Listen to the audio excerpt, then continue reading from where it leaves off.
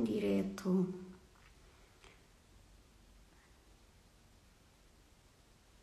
Cá ver se o Simão também entra.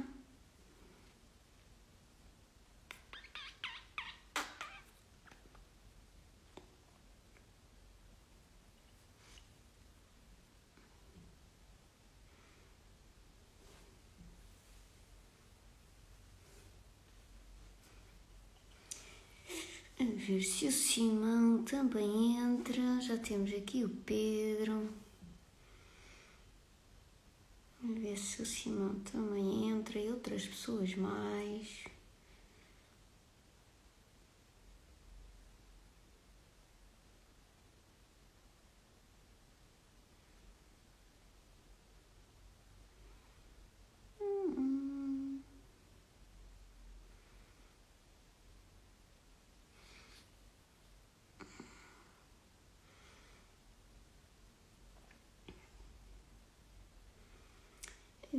Vir se o Simão entra. Sem Simão não há live. Quer dizer, eu posso falar sozinha e interagir com as pessoas que vão entrando. Mas não é a mesma coisa.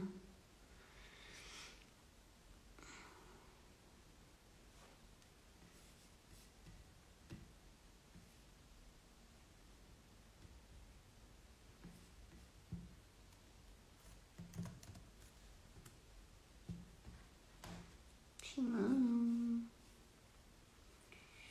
onde andas tu?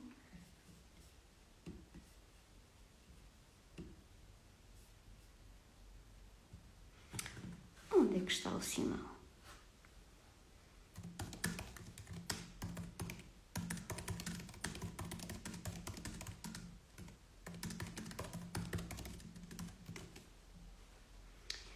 Onde é que está?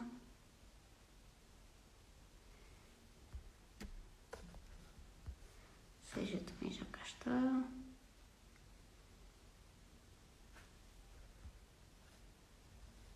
Ah, está aqui.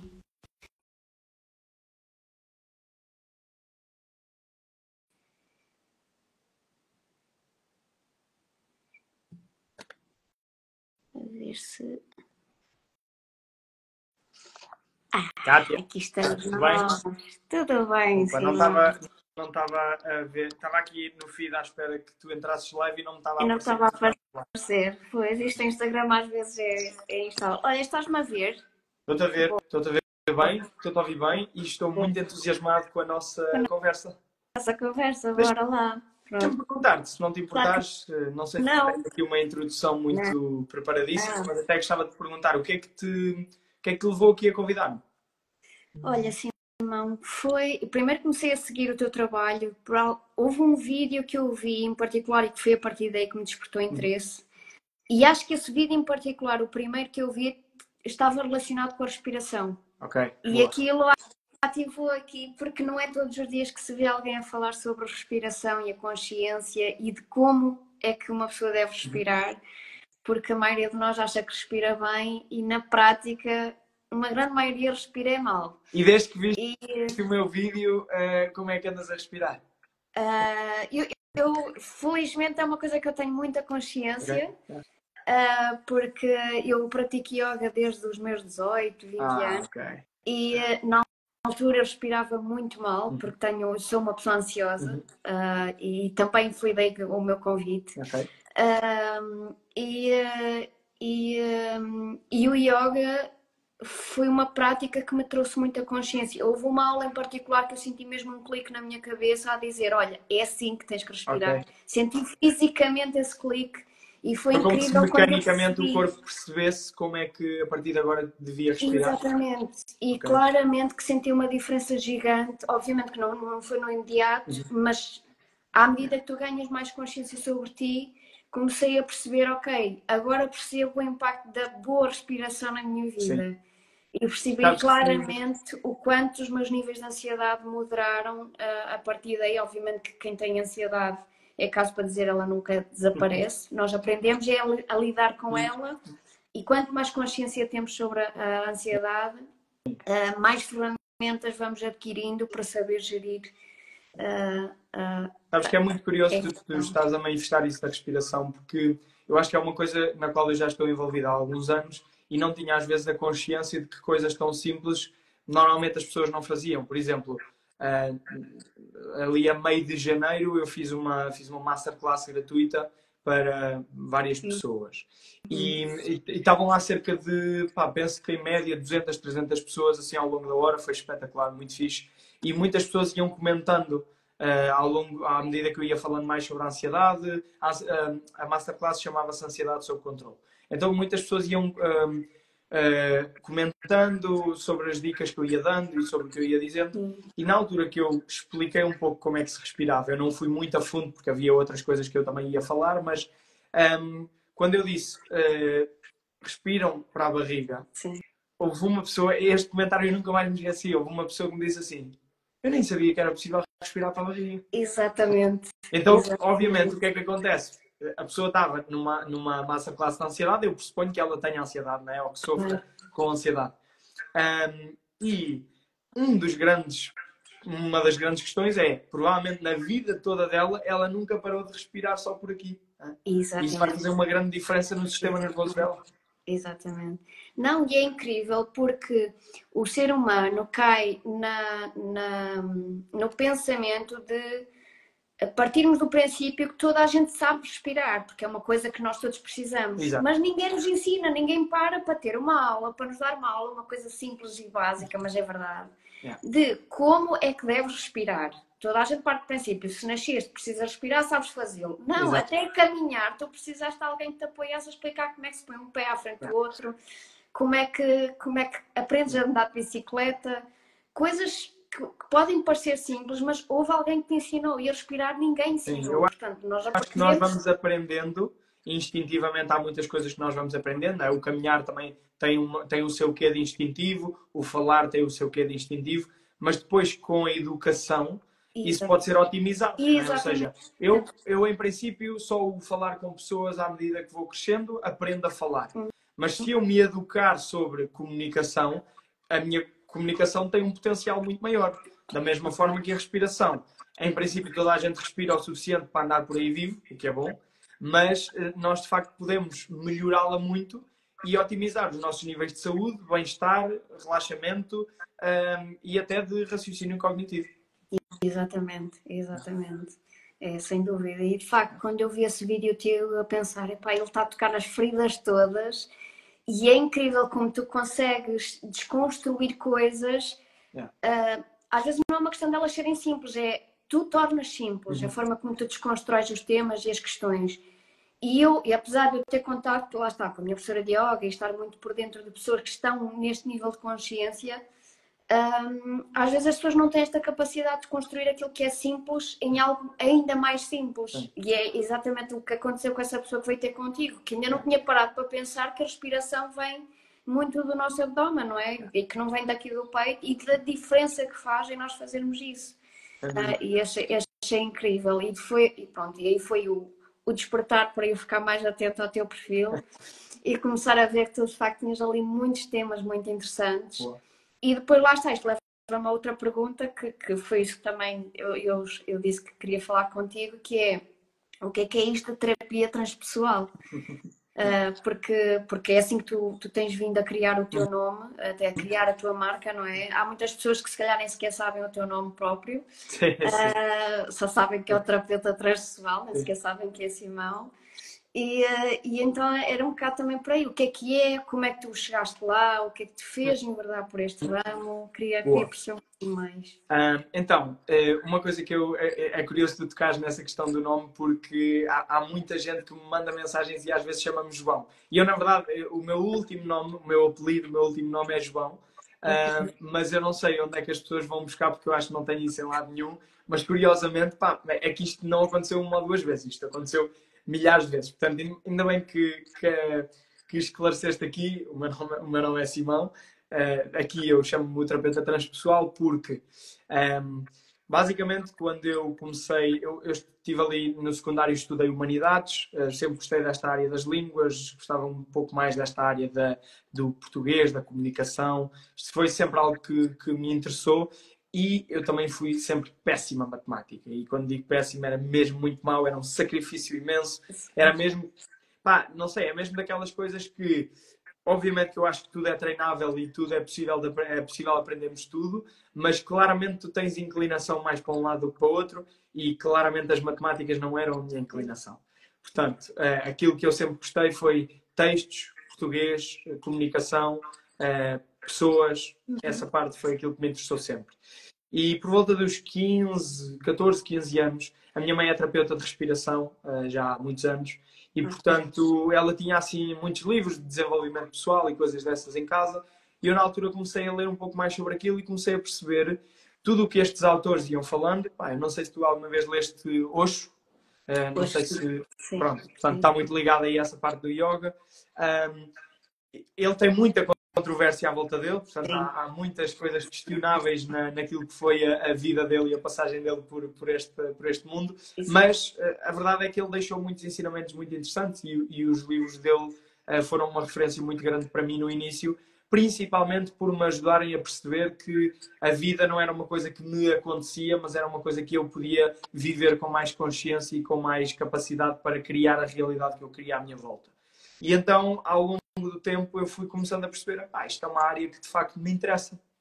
Entretanto, no secundário começou-se a pôr a hipótese de eu ir estudar para a Inglaterra, porque havia aquelas agências que faziam o intermediário entre Portugal e Inglaterra, e eu na altura estava aqui inclinado para estudar mais sobre a área da psicologia, mas mais inclinado do que isso, era ir para a Inglaterra. Okay. Então o que eu fiz foi, primeiro decidi que ia para a Inglaterra e depois na universidade escolhi o curso. Ou seja, quando estava a decidir a universidade, depois escolhi o curso. E eu percebi que tinha que ver com alguma coisa deste género, ou seria psicologia ou alguma coisa do género. Em Inglaterra existe uma diferença entre psicólogos e counselors, ou seja, existem os dois convivem bem, que são psicólogos que tratam da parte mais clínica, os counselors e psicoterapeutas trabalham da parte menos clínica, embora lá haja um bocadinho mais de treino clínico também para os psicoterapeutas, portanto, lá a coisa é um bocadinho diferente. No entanto, o que eu escolhi na altura foi seguir a via do counseling, então tive 3 anos a estudar na universidade lá. Na verdade, tive só lá 2 anos, o último ano já foi mais aqui porque foi Covid. E depois eu queria fazer o mestrado, portanto, depois da licenciatura, se eu fizesse mestrado de 1 ano, era um psicoterapeuta que ficava lá nas corporações deles e tudo mais, portanto, e era para aí que eu estava a ver a minha vida a encaminhar-se. Eu até estava naquela de, se calhar fico por cá, na verdade, estava assim, mas aconteceu que veio o Covid, neste entretanto também meteu-se o Brexit, e, portanto, se eu quisesse ainda ir para lá fazer o mestrado, eu teria que pagar uma coisa exorbitante por 1 ano, cerca de 40 mil euros, uma coisa deste género. Porque o governo, na altura, houve ali um período em que deixou de financiar as propinas, então, pronto, tornou-se completamente impossível. E então eu vim-me embora um bocado com uma licenciatura que me trouxe muito, mas ao mesmo tempo eu sentia que ainda me faltavam algumas bases.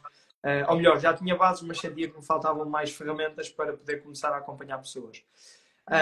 E então aqui encontrei a Escola de Desenvolvimento Transpessoal, que era um curso que tens o nível 1 e tens o nível 2. Eu na altura fiz primeiro o nível 1 e a seguir fui logo para o nível 2, porque foi algo que me fez muito sentido. Mas a seguir ao nível 1, para mim foi aquilo que eu considerei que era aquilo que me faltava no mestrado. Acabou por me levar aí para eu começar a acompanhar pessoas. Neste, entretanto, tive 1 ano numa clínica de dependências, portanto, também foi estive a trabalhar mesmo lá e foi uma bagagem interessante. Se quiseres, eventualmente podemos falar do assunto.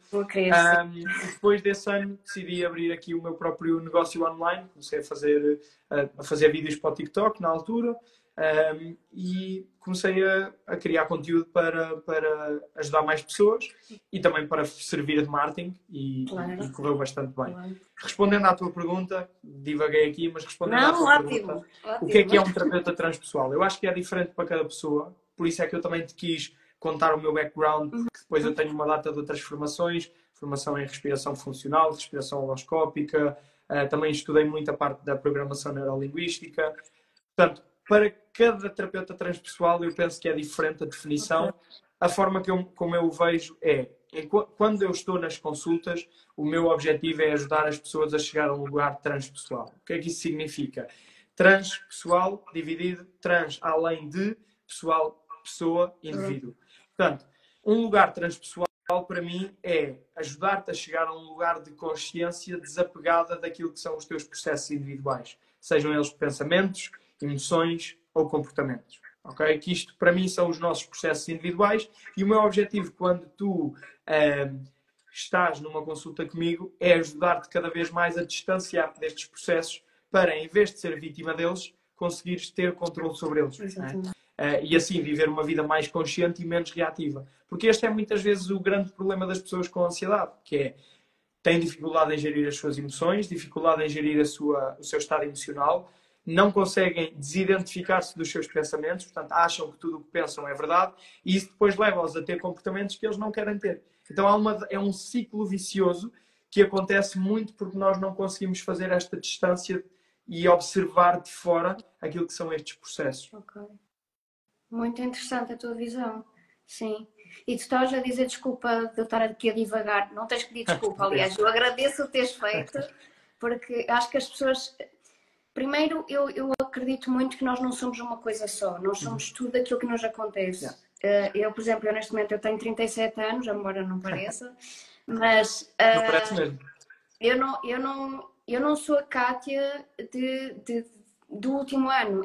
Aliás, quem me conhece sabe perfeitamente que a Kátia levou uma transformação gigante ao longo do tempo. E porquê? Porque tem a ver com a sua história, tem a ver com a bagagem que vai criando, com as pessoas com quem se cruza, com a formação, com o nível de consciência que tu vais ganhando de ti próprio, leituras, pessoas, no meu caso agora com a psicóloga que me está a acompanhar. E tudo isto influencia e tu só és o Simão de hoje e só tens o sucesso e o impacto que tens hoje exatamente por essa tua bagagem. Portanto, ainda bem que partilhaste, até porque tocaste em pontos que eu não estava a ponderar a falar porque não os conhecia, sim, não é? Portanto, sim, sem dúvida. E depois essa questão que estás a falar de cada terapeuta transpessoal tem uma forma diferente de abordar e ainda bem que tem, ainda bem, porque nós todos não somos iguais. Eu, por exemplo, durante muito tempo tive resistência a ir a psicólogos. E porquê que tive essa resistência? Porque das poucas vezes que tentei não correu bem. Okay. E então o que é que aconteceu? Isto significa que todos os psicólogos são maus? Não, eu simplesmente não me identifiquei com aqueles com quem me cruzei. Até encontrar, eu já tive um no passado com quem me dei muito bem, que é o Dr. Serafim, no Porto. E agora tenho a psicóloga atual, que é a doutora Daniela, a doutora... Agora está-me a dar uma branca, que é uma coisa vergonhosa. Mas chama-se Daniela. Sim. Pelo menos isso sabe. Sim, a doutora Tânia Carvalho. E no Porto também. E lá está, não quer dizer que eles sejam melhores psicólogos que os outros, simplesmente têm uma abordagem com a qual eu me identifiquei e na qual eu senti um porto seguro. E o mesmo acontece com o que tu estás a dizer contigo e com outros terapeutas transpessoais. Ainda bem que existe essa diferenciação, porque há pessoas que vão ter contigo e vão se identificar com a forma que tu trabalhares e essa identificação tem a ver com a bagagem que tu tens. Sim. Assim como outros terapeutas vão ter outra bagagem, outra forma de ver as coisas e não é uma questão de eles estarem certos e tu errado ou vice-versa. São formas diferentes que são resultado dessa bagagem toda e é isso que faz com que as pessoas se diferenciem e se identifiquem mais umas com as outras. Completamente. Eu até te consigo dar um exemplo muito prático disto, que é, eu tenho uma clínica de psicologia online, portanto, ou seja, além de mim, eu tenho 5 psicólogos a trabalhar comigo, numa equipa de 5 psicólogos. Aliás, 4, desculpa. E o que é que acontece? Por exemplo, obviamente que há uma distinção clara entre mim e eles. Portanto, a parte clínica, eu não acompanho casos clínicos, não é? Mas, além disso, há um fator, por exemplo, que é... Por exemplo, eu sei que quando são pessoas mais idosas, não precisam de ser necessariamente muito idosas, mas se tiverem tipo 55, 60 anos, eu sei que eu não vou ser um bom match de todo. Mesmo que a pessoa não seja um caso clínico, eu sei que não vou ser um bom match porque, para mim, essa não é a área e a faixa etária com que eu me identifique e consiga trabalhar. Contudo, normalmente, quando aparece alguém com estas características, vai sempre para o nosso diretor clínico, que é o Ricardo Val. Porque ele é uma máquina com essas pessoas, ele é sempre muito bom. Eu conheci-o nesta clínica de dependências e depois começámos a trabalhar juntos a seguir. E ele é espetacular e sempre que eu lhe mando alguém com esta faixa etária, pá, as pessoas ficam deslumbradas porque o Ricardo é muito bom. Ele também é muito bom com outras faixas etárias, mas esta em específico, eu noto que ele é a pessoa certa na nossa equipa para mandar, para encaminhar estas pessoas. Então, às vezes também é bom, e é por isso que eu também quis criar uma equipa, porque é bom para termos aqui opções, porque é isso, eu digo sempre às pessoas, às vezes não te vais identificar à primeira, e nós tendemos a generalizar, o que é uma pena, porque dizemos todos os psicólogos são, ou todos os terapeutas são, e não são. Realmente as pessoas são completamente diferentes e às vezes é preciso passar por 5 profissionais para perceber, epá, está aqui um com que eu me identifico. E acho que também é por isso que as redes sociais ajudam tanto, porque eu tenho pessoas que já me disseram que tiveram 1 ano a ver o meu conteúdo até decidirem dar o salto. Não é? Então às vezes precisamos deste espaço e deste tempo, e quando as pessoas quando os profissionais não fazem conteúdo, torna-se um bocadinho difícil perceber quem é a pessoa antes de tentar marcar uma consulta ou o que seja. Exatamente, exatamente. E em certa medida também estás a tocar aqui no tipo de trabalho que eu desenvolvo. Eu sou designer direcionada para terapeutas e é uma coisa que eu tento transmitir e ainda estou a tentar também perceber de que forma é que eu posso chegar às pessoas para elas perceberem isto, que é, se as pessoas continuam dentro do consultório e não se projetam cá para fora, das duas uma, ou elas vão continuar a ter os mesmos clientes e correm o risco de daqui por uns tempos deixarem de os ter, Sim. porque não fazem aquela coisa de escalar, não é? Ou então, de alguma forma a coisa até vai fluindo, mas é caso para dizer, não flui da forma como poderia fluir, porque a pessoa não se está a saber projetar, e o saber-se projetar passa por vir para as redes sociais, passa por ter uma identidade que comunique bem aquilo que a pessoa é. E não passa só a ter, às vezes as pessoas pensam que é só um logótipo, ou que é só ter uma tipografia na porta de entrada, um textinho a dizer o que é que faz e fala por si. Não, é muito mais do que isso. E tu estás a tocar nessa questão porque é muito importante. Há muitos profissionais de saúde que não têm esta consciência da comunicação, que podem estar a perder clientes exatamente porque não estão a saber comunicar-se corretamente. Sim, até te posso dar outro exemplo pessoal, que é, eu há uns tempos, eu agora numa fase em que estou a sentir necessidade de voltar a investir em formação. E andava a ver um curso online e era um curso que custava 200 euros.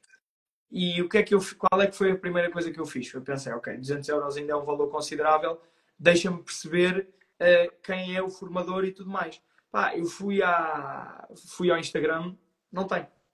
Ou não tem, ou não está trabalhado, ou o que seja.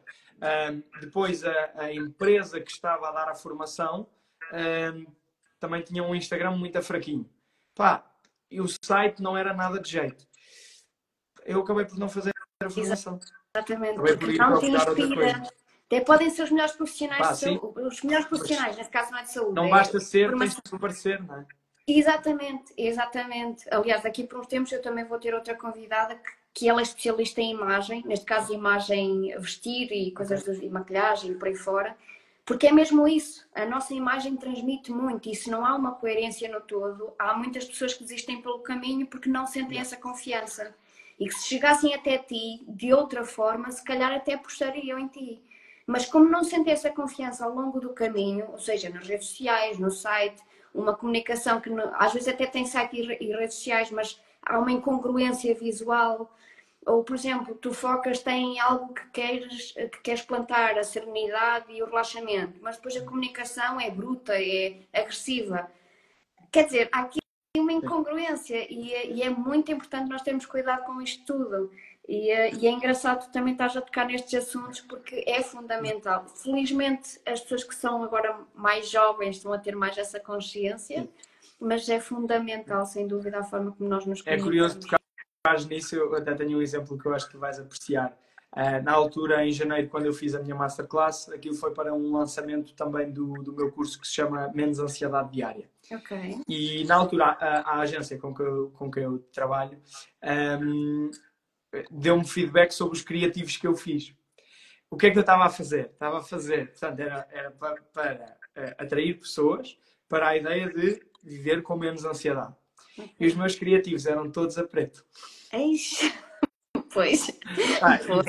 E deram-me logo este feedback. Foi tipo, mas tu queres acalmar as pessoas ou estressá-las? Estressá-las, exatamente. E, portanto, a partir daí, pronto, mudei logo a imagem, faz todo o sentido. Portanto, é exatamente o que tu estás a dizer. É importante haver esta congruência sobre a mensagem que queremos passar e as cores e o design que utilizamos, não é?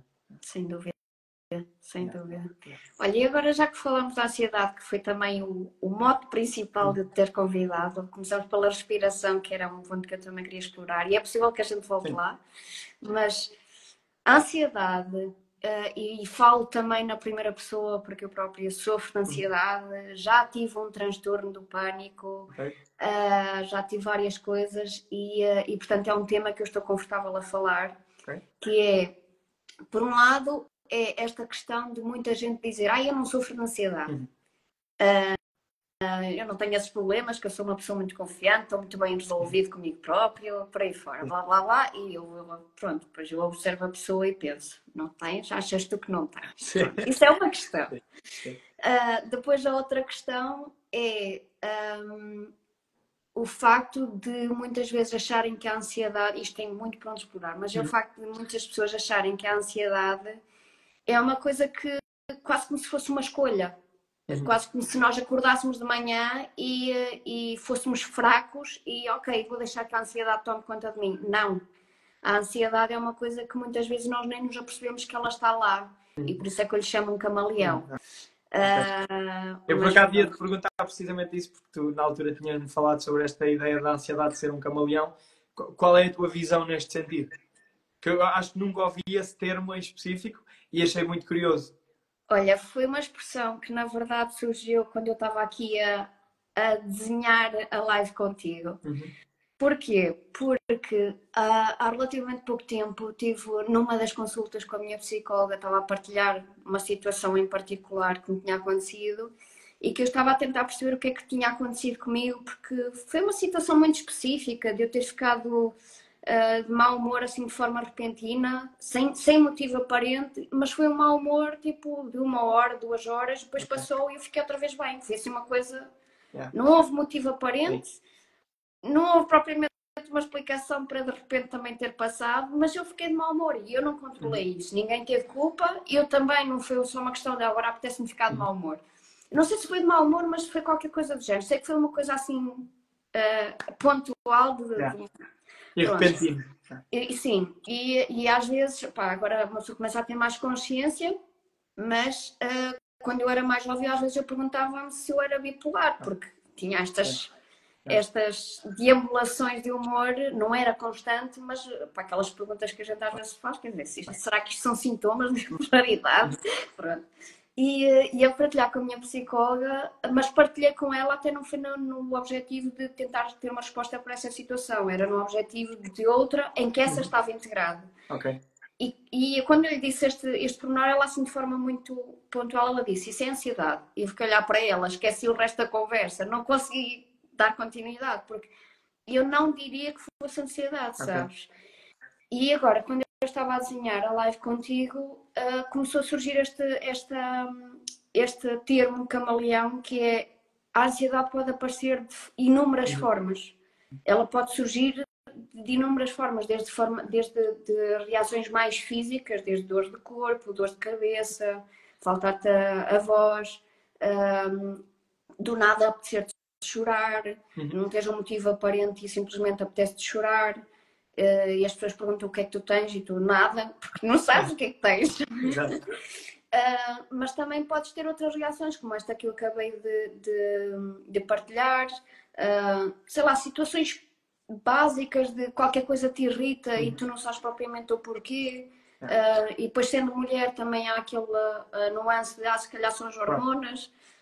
Então, pronto, foi daí que Tudo ali um bocado confuso, não é? Sim, foi daí que também surgiu a questão e quando me surgiu esta nomenclatura eu pensei, de facto, de alguma forma, o camaleão aqui faz-me algum sentido.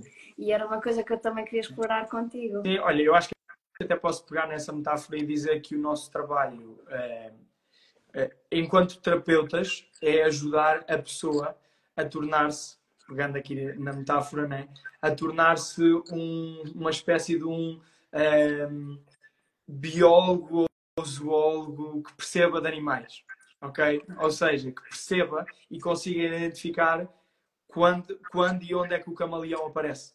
Não é?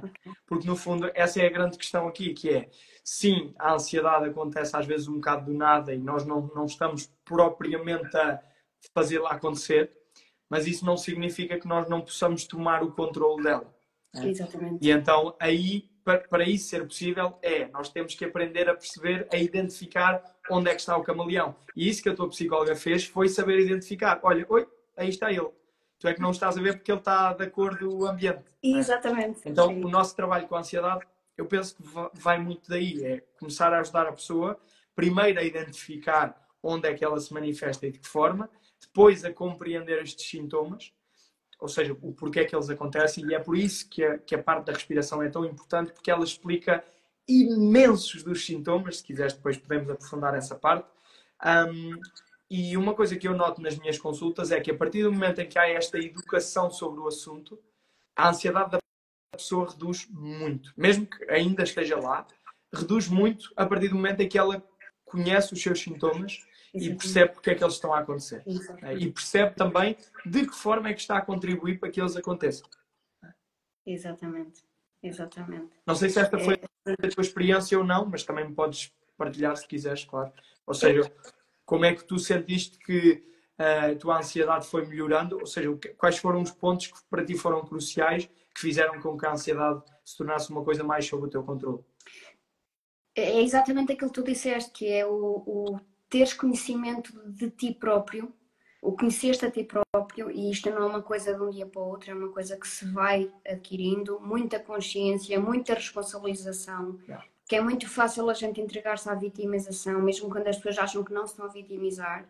É muito mais fácil entregar a responsabilidade ao mundo, porque a culpa é disto, a culpa é daquilo, porque não sei quem mexeu pegando no livro que eu nunca li, não sei quem mexeu no meu queijo e não devia ter mexido, porque eu gosto das coisas desta forma e as pessoas não percebem, porque o mundo todo está contra mim, porque há uma crise política, ou seja, a culpa é de toda a gente menos nossa.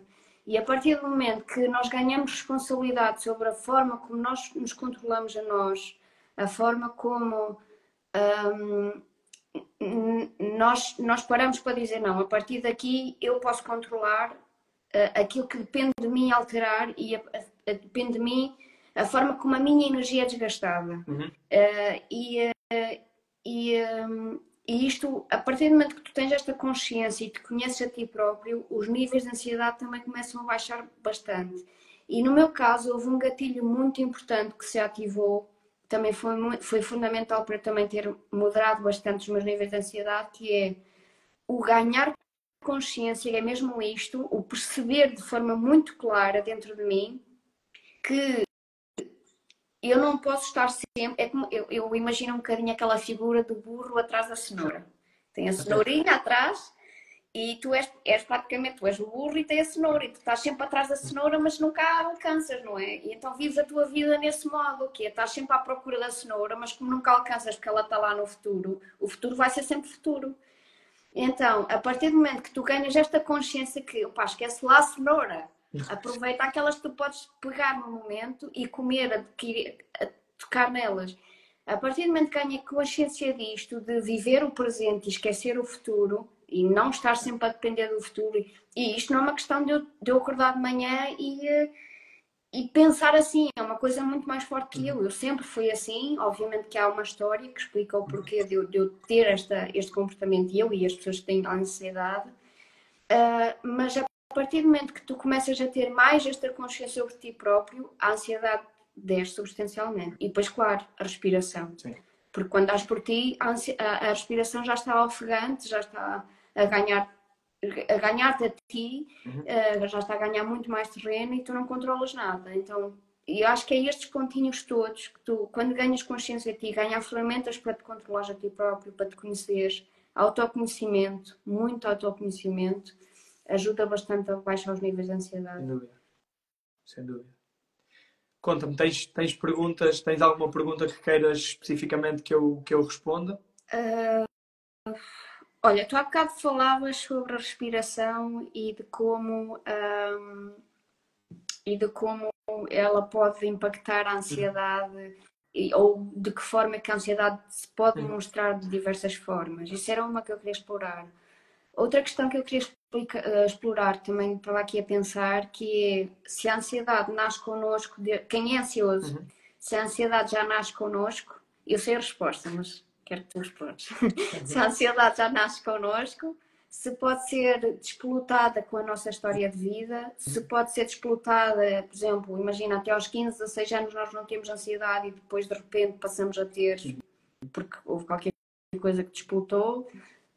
Era outra pergunta que eu também queria explorar. Olha, em primeiro lugar, uma coisa que eu acho que é importante é...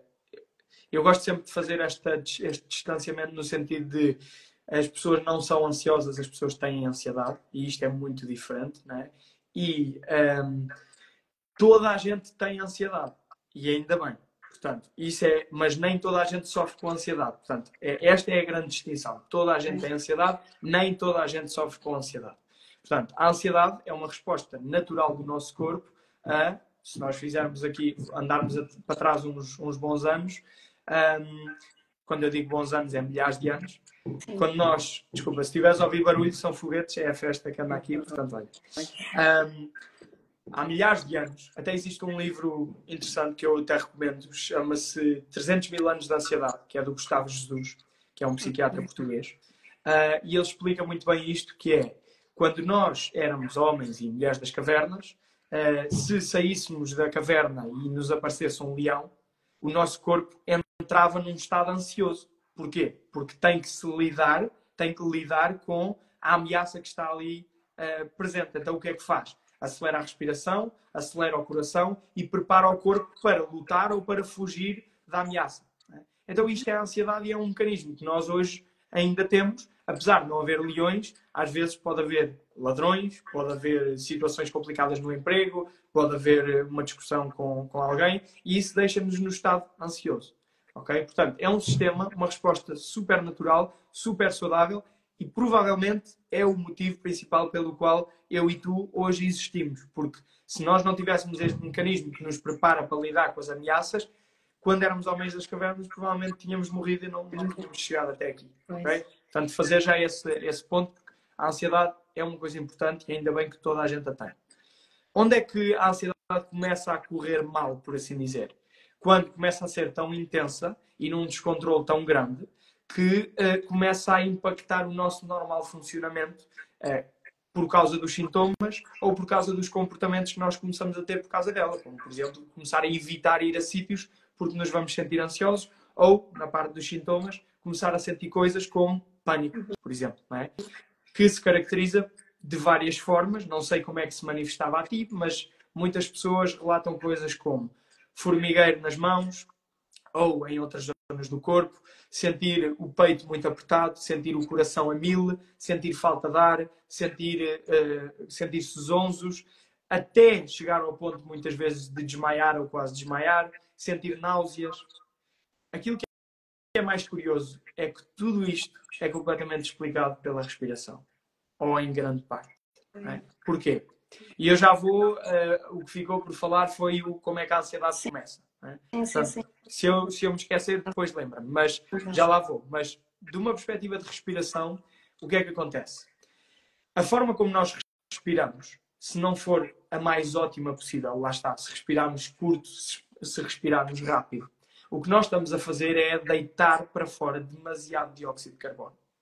E apesar de nós termos aprendido na nossa vida, provavelmente na nossa educação, na vida escolar, que nós queremos é oxigênio e deitamos fora dióxido de carbono, por um lado sim, isso é verdade, mas por outro, para o nosso corpo ter os níveis de oxigênio certos nas células, ele precisa que haja um bom nível de dióxido de carbono no nosso corpo. Porque o dióxido de carbono é o gás que vai permitir, que vai no fundo puxar o oxigênio do sangue para as células, que é onde nós precisamos dele. Se houver pouco dióxido de carbono, o que vai acontecer é que o sangue pode estar cheio de oxigênio, mas não vai chegar às células, que é onde nós precisamos. Esta é a razão pela qual, quando nós vamos para o hospital com um ataque de pânico, eles nos dão um saco para a gente respirar. Porque o que é que isso faz? Está a guardar o dióxido de carbono e, à medida que tu o deitas fora, mete-lo para dentro novamente. Ok? Então, este é o motivo, é por esta questão química. O que é que acontece? Quando o nosso corpo fica com pouco dióxido de carbono, os vasos sanguíneos encurtam. Ou encurtam no sentido de contraem. Okay? Não flui tão bem. Então, o que é que acontece? O sangue, para chegar às zonas onde é preciso, o coração precisa de bombear mais. Né? Porque há menos espaço para o sangue passar, então ele tem que se esforçar mais. Daí nós sentimos as palpitações, sentimos que o corpo está muito mais acelerado e está com muito mais força e o aperto no peito. Depois, quando o oxigênio começa a escassear no nosso corpo, para onde é que ele vai, para onde é que ele é prioritário? Na zona central do nosso corpo. Então, de onde é que ele vai sair? Vai sair das nossas extremidades. Por isso é que nós sentimos formigueiro nas mãos, nos pés, nas pernas. Então, o formigueiro é apenas uma resposta do corpo a dizer não há tanto oxigênio como seria de esperar, ou como seria necessário. Portanto, nós vamos concentrá-lo nas zonas onde ele é preciso, que é pulmões, coração, órgãos vitais. O mesmo acontece com a cabeça. O cérebro é uma das zonas onde o oxigênio começa a escassear. Okay? Porquê? Porque não está a haver uma boa oxigenação, por causa dos vasos sanguíneos estarem mais contraídos, porque há pouco dióxido de carbono, então não chega às células e nós sentimos-nos mais zonzos.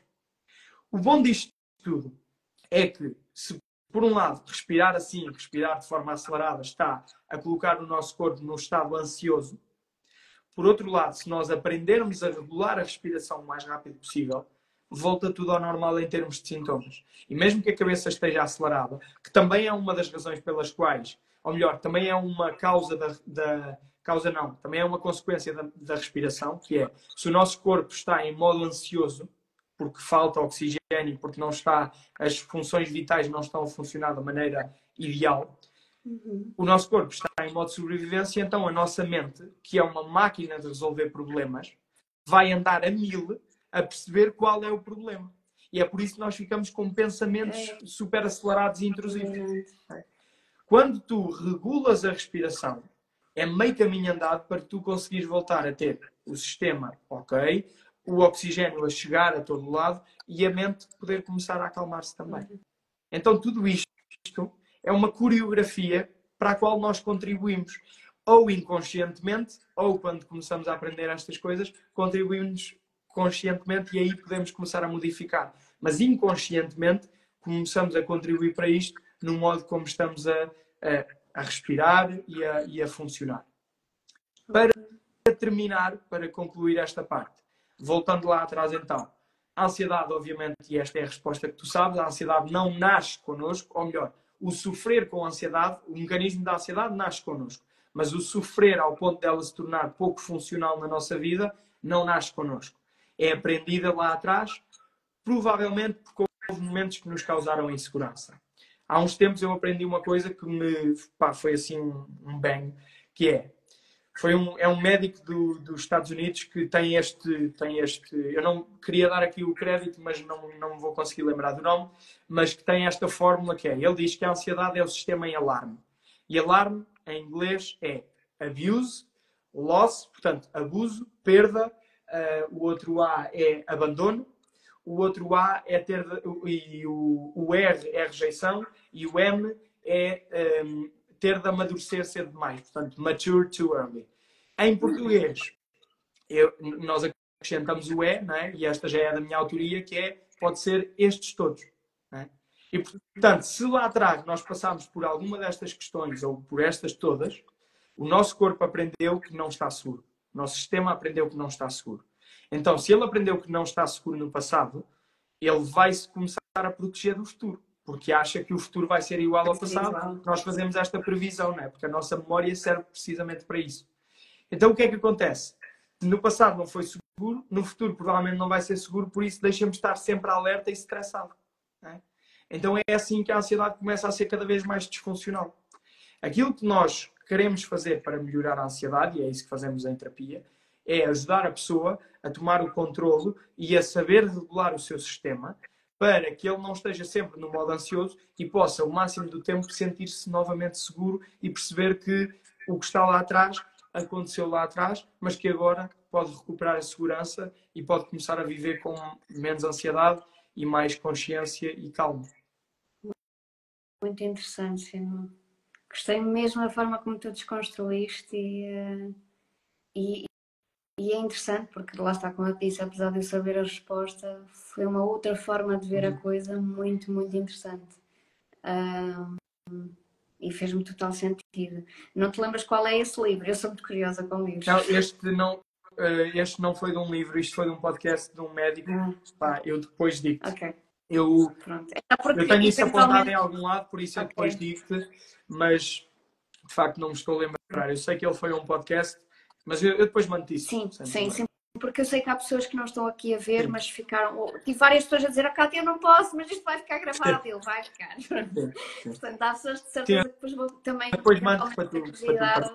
E eu sou daquelas pessoas que devoro livros, adoro.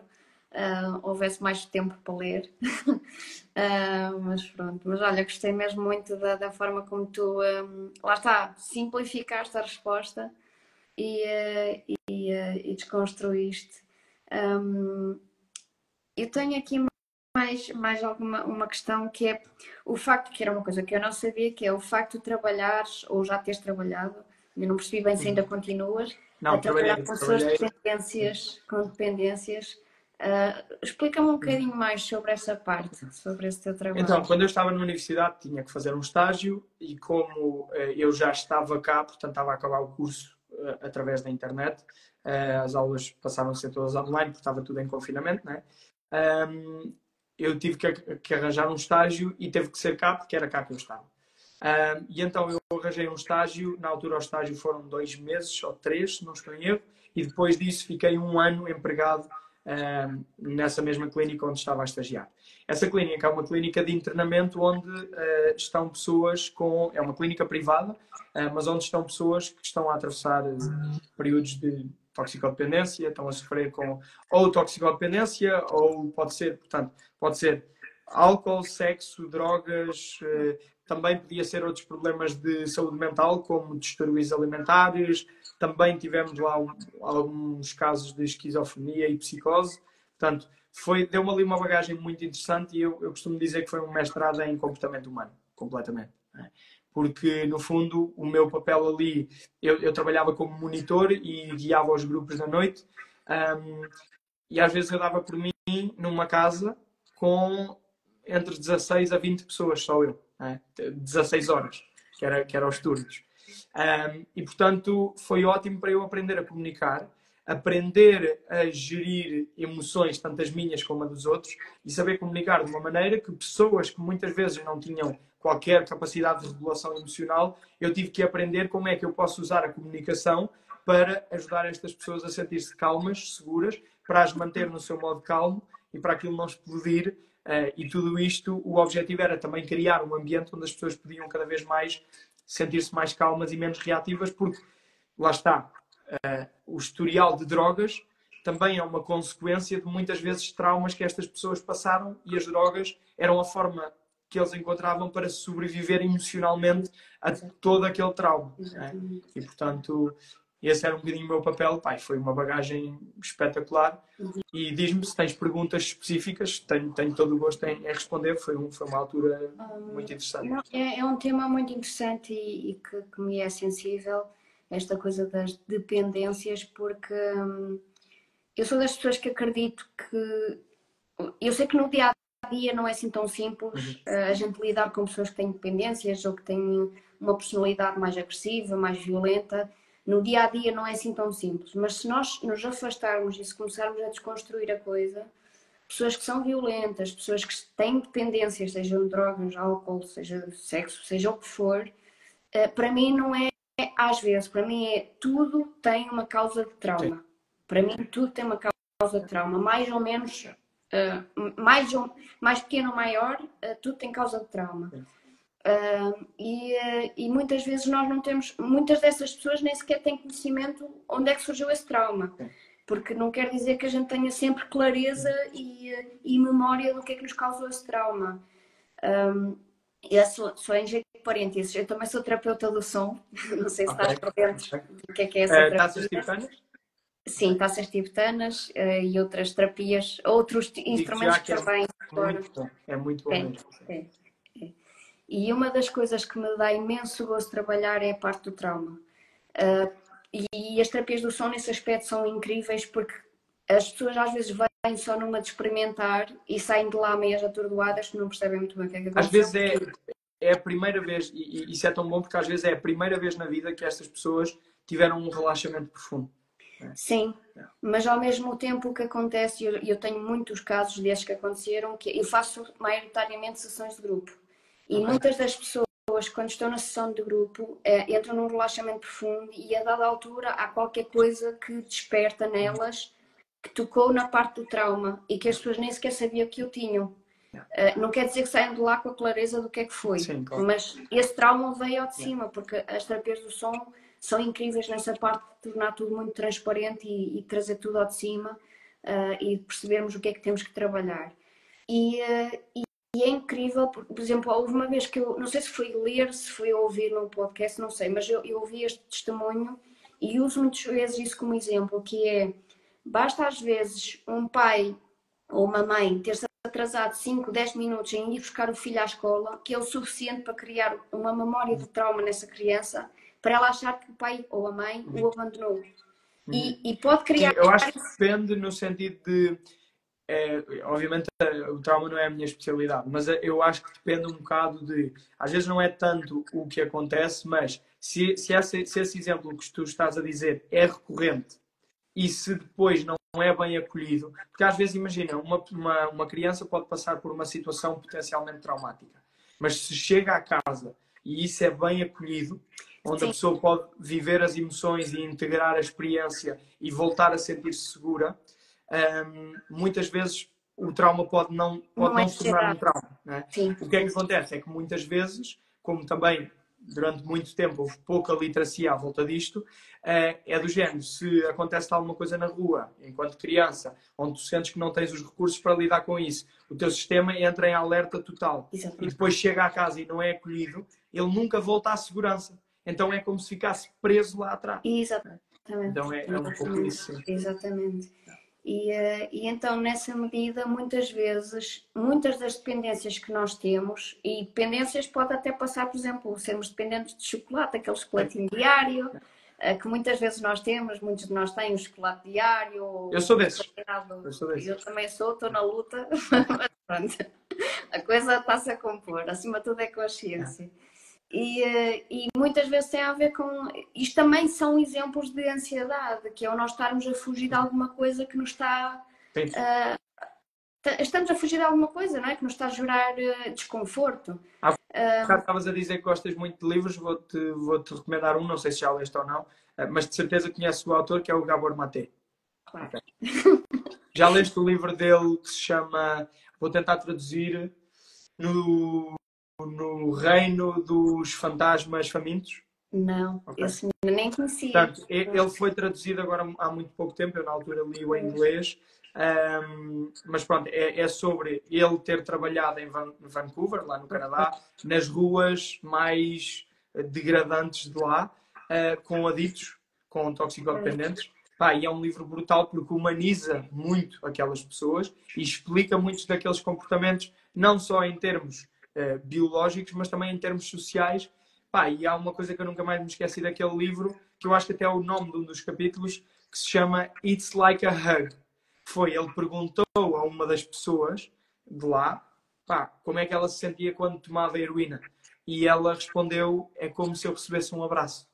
E isto é um bom exemplo de que o que as drogas estão a fazer é, de algum modo, a preencher necessidades emocionais que as pessoas não conseguiram ter de outra forma no seu crescimento. Portanto, esse livro é espetacular, eu recomendo muito. Sim, eu estou aqui a ver se encontro, porque não tenho aqui à mão o livro que neste preciso momento eu estou a ler. É um livro assim, grossinho. É dele? Não é do Gabor. Okay. O Gabo eu já vi, foi um filme, sim, um filme que está disponível de 1 hora e qualquer coisa, que a gente contribui com o que pudermos ou o que sentirmos. Esse eu já vi, já comprei, já vi, também recomendo vivamente, está disponível no site dele. E o Gabor, sem dúvida, que é uma referência. E eu agora estava a ver se conseguia dizer o livro que eu neste momento estou a ler, que não é do Gabor. É de um psicólogo, psiquiatra, e ele tem várias frentes. Ele não é português, ou é americano ou é Inglaterra, não sei agora. Mas é um livro assim grosso, bastante grosso, capa azul, com imagens de já sei. Amarelas. É sobre o trauma? E é sobre o trauma. Se o corpo não esquece. Exatamente. Okay. Exatamente. Ele é holandês, é um psiquiatra holandês. Isso, exatamente. É o Vans, qualquer coisa. É Besser van der Kolk. E qualquer coisa, sim. Também é incrível esse livro. Eu estou a ler e estou completamente deliciada. Porque de facto explica-nos muito o como nós podemos gerar dependências consequentes da nossa história e de nós não conseguimos lidar com coisas que nos doem. Sem dúvida. E é muito interessante porque muitas vezes as pessoas acham que caem no álcool de forma inocente, que caem nas drogas de forma inocente, é só experimentar uma vez e depois aquilo é maior que eu.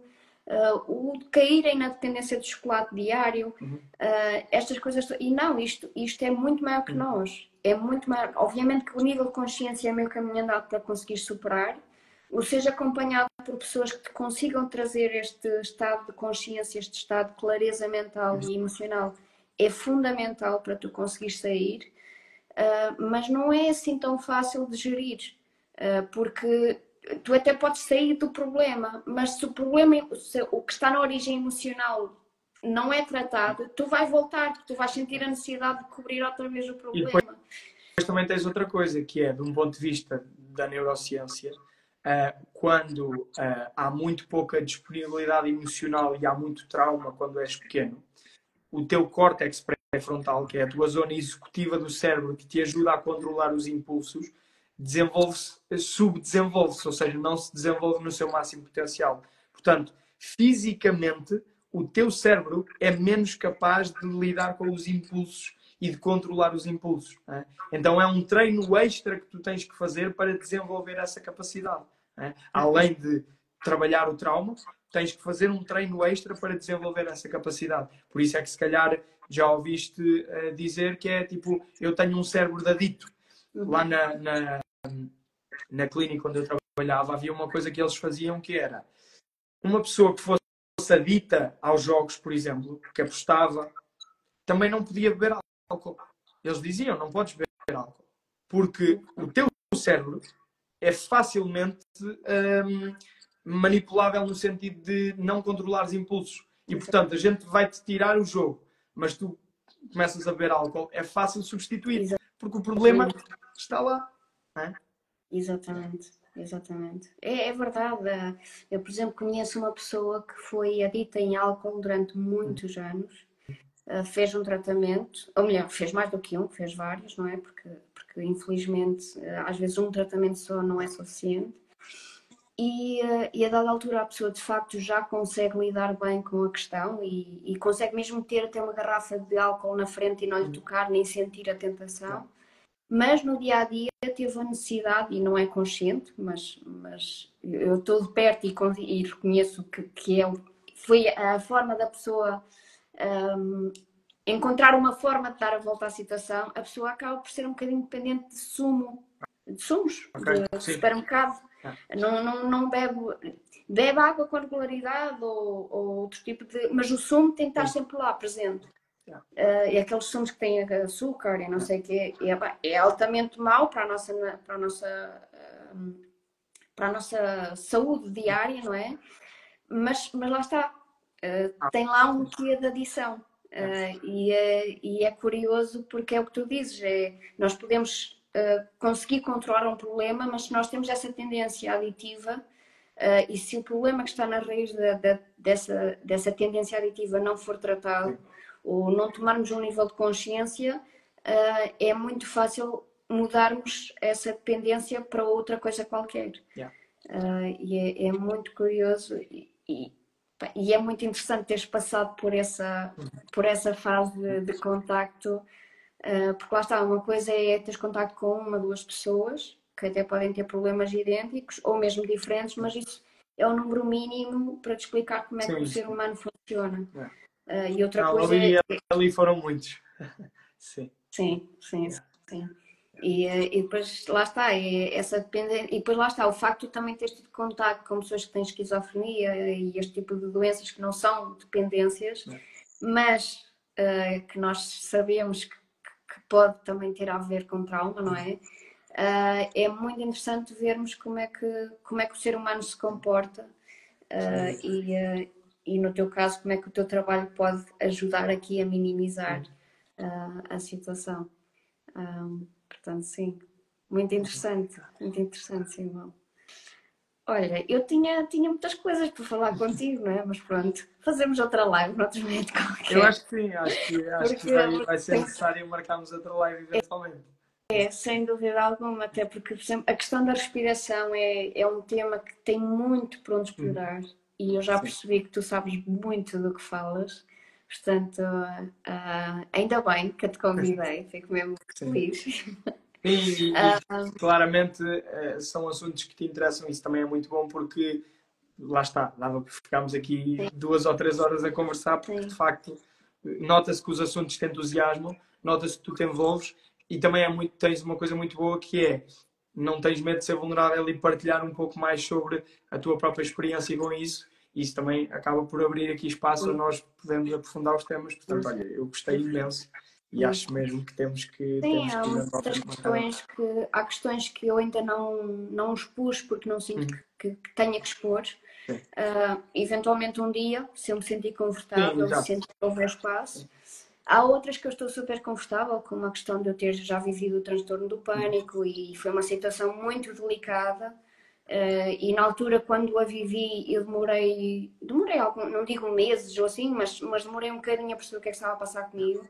E foi muito curioso, assim, só em jeito de parênteses, porque isto pode estar a acontecer com alguém, portanto, se de alguma forma isto trouxe esta clareza, ainda bem, é esse o objetivo destas lives também. Que é, o que me despertou que alguma coisa não estava bem comigo foi, eu estava a trabalhar e eu comecei a ter reações extremas de pânico, que embora na altura não percebesse, de, por exemplo, uma borboleta passar por mim e eu entrava mesmo em loucura total, como se fosse um urso a atacar-me, ou era só uma borboleta. E pronto. Mas isso a mim não me despertou nada. Achei estranho, mas é só uma borboleta, ok, Cátia, se calhar não estás mais sensível. O que me despertou de facto foi quando eu comecei a perceber que sempre que eu tinha comichões aqui nos braços, eu já não estava só a arranhar, eu estava mesmo já a começar a querer tirar pele, não era, como é que eu dizer, não era com vontade, mas eu parece que só conseguia tirar essa sensação de comichão se eu de facto arranhasse e me magoasse. Eu, isto sim, foi aí que eu despertei, não, há alguma coisa aqui que não está bem. E depois juntei à situação da borboleta e então procurei ajuda e na altura o psiquiatra disse-me que eu estava com transtorno do pânico. O que, tendo em conta o que eu estava a passar no momento, fazia todo o sentido. Sim. Mas é engraçado e por exemplo, sei lá, por exemplo, o ano passado eu tive um ano completamente parada, é uma situação que ainda me é um bocado delicada a falar, mas eu vou fazer uma live sobre isso com uma pessoa, ou pelo menos espero que ela aceite. Eu tive um ano a superar um burnout. Não atingi o nível mais duro, essa pessoa que eu estou a tentar trazer atingiu. E quando eu soube, por isso é que eu tenho que falar contigo, mas eu não atingi, mas estive lá perto. E é curioso porque há muita gente a passar por estes problemas e é preciso desconstruir. Nunca é demais falar, voltar a falar e falar e falar, porque os sintomas que acontecem comigo não são os mesmos que acontecem com outra pessoa. E às vezes o que é descrito pode não fazer uma coisa, alguém que lê um determinado conjunto de sintomas pode não se identificar, mas se ler outro conjunto de sintomas, não, é isto que está a acontecer comigo. Yeah. Então, pronto, é muito importante falarmos e trazer exemplos para cima da mesa. É mesmo muito, mesmo por exemplo, este do burnout. Eu já tinha lido muito e já tinha visto vários vídeos sobre burnout e eu achava que o burnout, literalmente, eu achava que o burnout era para fraquinhos, é isto aqui, está aqui, pronto. Só tem burnout quem é, pronto, infelizmente bateu-me à porta, não é? E eu demorei algum tempo a perceber que estava de facto a ter um burnout. Quando surgiram os primeiros sintomas, eu achei que parava 1 mês, 2, descansava, na altura despedi-me. Pensei que depois de me despedir passavam 1, 2 meses, descansava, fazia reset a tudo e depois voltava ao ativo, mas não, como não procurei ajuda no momento que devia, em vez da coisa diminuir, ainda aumentou e ganho uma proporção gigante. E foi engraçado porque na altura ouvi uma conversa, que é o programa do Alvin, na Antena 3, não sei se conheces. Ou da Prova Oral? Prova Oral, exatamente. Em que ele convidou uma psicóloga, psiquiatra, que é a autora do livro Burnout, que é um capa laranja. E quando ela começou a explicar o que é que era um burnout e começou a destrinchar o problema, eu comecei a ouvir aquilo e, nossa, esta senhora está a falar comigo. A pintar a sua realidade. Foi a primeira vez que eu ouvi alguém explicar o que era um burnout na verdadeira essência como eu me estava a sentir. Eu nunca tinha ouvido ninguém a dizer aquilo daquela forma. E foi muito interessante, porque fala-se tanto do burnout, fala-se tanto de ansiedade, fala-se tanto de um conjunto de problemas do foro emocional e mental, mas há sempre formas diferentes de explicar o mesmo. E por isso não quero mais voltar a falar e desconstruir a coisa. Eu acho que é ótimo tu estares a partilhar todas essas coisas, porque de facto é isso, tanto o burnout como a ansiedade, como a depressão, como outra condição qualquer de saúde mental, é importante ir disseminando cada vez mais sobre isso, que é para as pessoas de facto se identificarem, e lá está o facto dessa psicóloga ir lá falar, deu para tu perceberes, espera aí, é isto que me está a acontecer, deixa-me procurar ajuda, e se calhar por isso é que hoje tu podes estar aqui muito melhor do que estavas, não é? Porque procuraste essa ajuda. Então, sim, sem dúvida, acho que não quero mais falar. Exatamente. Portanto, vamos à nossa vidinha, está na hora de irmos almoçar. Exatamente. É possível que haja mais lives, porque eu gostei imenso da conversa. E lá está, eu faço estas lives, acho que quando te mandei uma mensagem, te expliquei isto e costumo explicar isto nas minhas lives, mas pronto, não quero mais. Que é, eu podia ter esta conversa contigo em privado, eventualmente também aceitarias o convite, mas a dada altura eu percebi que estas conversas podem ser muito mais ricas se as tornarmos públicas, porque são temas que há mais pessoas a ter interesse.